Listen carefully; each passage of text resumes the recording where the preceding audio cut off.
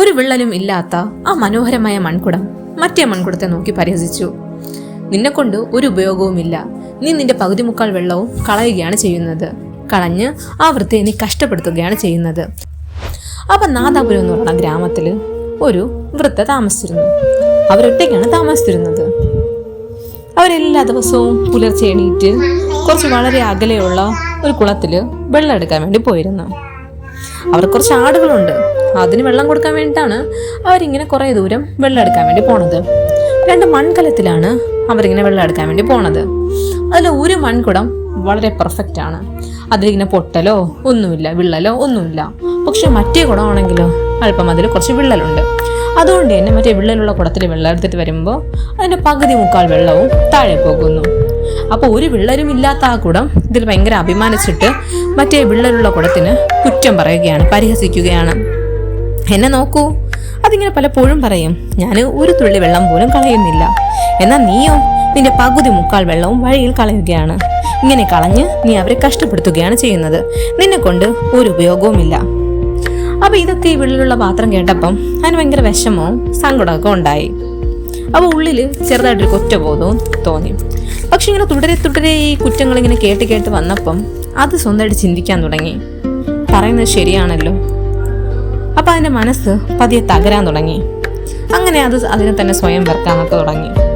അപ്പൊ അതിങ്ങനെ ചിന്തിക്കുകയാണ്, ഞാൻ ഇനി ശരിക്കും ഉപയോഗമില്ലാത്തതാണോ എന്നൊക്കെ.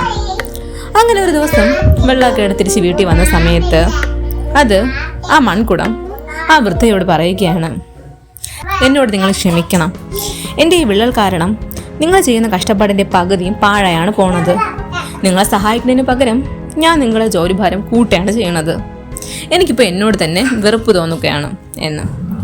അപ്പോൾ ഇത് കേട്ടപ്പോൾ വൃദ്ധ എന്ത് ചെയ്തു? സ്നേഹത്തോടെ ആ മൺകുടത്തോട് പറയുകയാണ്, നീ വിഷമിക്കണ്ട കേട്ടോ, നാളെ നിനക്ക് ഞാനൊരു കാര്യം കാണിച്ചു തരാം. അതിനുശേഷം എനിക്ക് ഉറപ്പാണ് നീ ഒരിക്കലും ഇതോർത്ത് വിഷമിക്കില്ലെന്ന്. അപ്പം അങ്ങനെ പിറ്റേ ദിവസമായി വൃദ്ധ പതിവ് പോലെ 2 കുടവും കൊണ്ട് വെള്ളം എടുക്കാൻ പോയി. അങ്ങനെ വെള്ളം എടുത്തിട്ട് തിരിച്ചു വരണ വഴിയിൽ എന്ത് ചെയ്ത് ആ വൃദ്ധ ആ വിള്ളിലുള്ള കുടത്തോട് പറഞ്ഞ്, നീ സൈഡ് മുഴുവൻ നോക്കുക. അപ്പം അങ്ങനെ എന്തെന്നറിയാൻ വേണ്ടിയിട്ട് ആ വിള്ളലുള്ള കുടം എന്ത് ചെയ്ത് ആവശ്യത്തോടെ ഇങ്ങനെ ആകാംക്ഷയോടെ നോക്കി. അപ്പം അങ്ങനെ നോക്കിയപ്പം അതിന് തന്റെ കാഴ്ചയെ വിശ്വസിക്കാൻ കഴിഞ്ഞില്ല. കാരണം ആ വഴിയുടെ ഒരു വശം മുഴുവനും മനോഹരമായ പലതരത്തിലുള്ള പൂക്കൾ കൊണ്ട് മനോഹരമായി നിൽക്കുകയാണ്. പച്ച, ചുവപ്പ്, മഞ്ഞ, അങ്ങനെ പലതരത്തിലുള്ള പൂക്കളാൾ ഇങ്ങനെ നിറങ്ങി നിൽക്കുകയാണ്.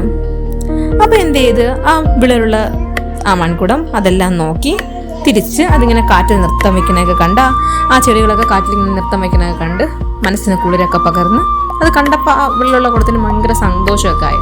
തിരിച്ചത് വീട്ടിലേക്ക് വന്നു. പക്ഷെ വീട്ടിലേക്ക് വന്നപ്പോഴോ എന്ത് ചെയ്ത് പഴയ സങ്കടം തിരിച്ചു വന്നു. എന്നിട്ട് അത് വൃദ്ധയോട് പറഞ്ഞു, എന്തെന്ന്, ആ കാഴ്ച എന്നെ ഭയങ്കര സന്തോഷിപ്പിച്ചു. പക്ഷേ ഇപ്പോൾ ഞാൻ വീണ്ടും നിരാശനാണ്.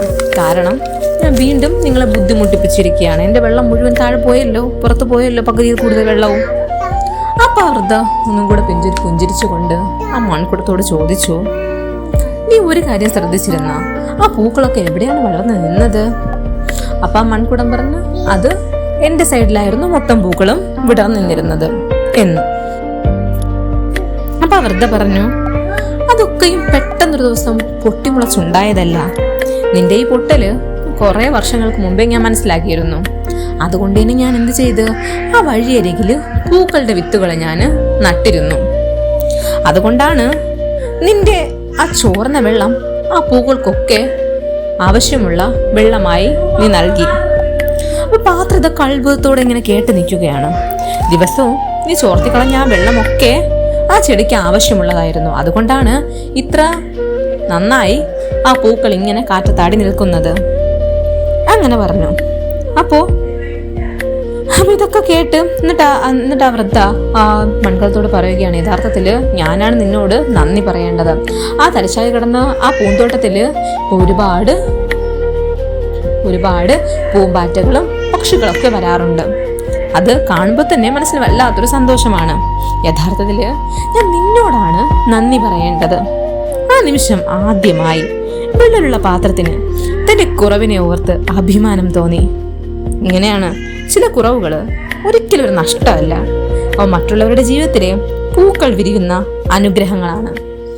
ഈ കാര്യം നിങ്ങൾക്ക് ഇഷ്ടമായെങ്കിൽ ഈ ചാനൽ സബ്സ്ക്രൈബ് ചെയ്യുവാനും കഥയ്ക്ക് ലൈക്ക് ചെയ്യുവാനും പുതിയ കഥയ്ക്ക് വേണ്ടി വെയിറ്റ് ചെയ്യാനും മറക്കല്ലേ. അപ്പോൾ താങ്ക്സ് ഫോർ വാച്ചിങ്.